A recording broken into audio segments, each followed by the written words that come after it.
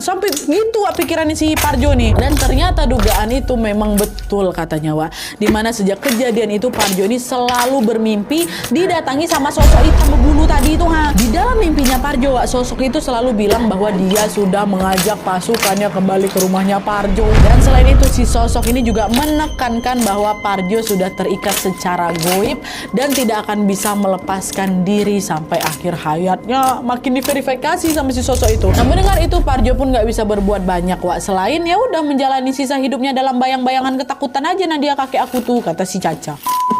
Akhirnya singkat cerita berpuluh-puluh tahun pun berlalu hingga tibalah momen dimana Santi dan Wiwin ini juga sudah beranjak dewasa dan juga sudah berumah tangga. Wiwin sudah menikah dan memiliki seorang anak. Inilah si Caca ini yang kirim cerita ini.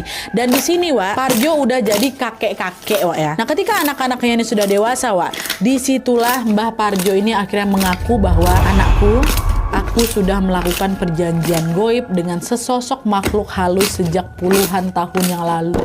Baru buka suara Mbah Parjo nih. Dan kalian tahu, tidak lama setelah menceritakan rahasia itu, entah karena faktor usia, entah karena penyakit, atau entah karena perjanjian goib itu, yang jelas tidak lama kemudian Mbah Parjo ini tiba-tiba mengalami hilang ingatan setelah ngasih pengakuan tuh.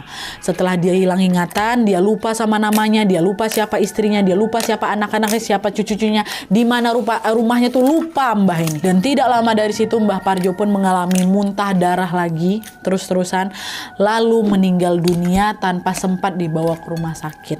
Dan hanya berselang beberapa tahun kemudian gantian Nek Suri, istrinya Mbah Parjo ini juga meninggal dengan cara yang sama persis.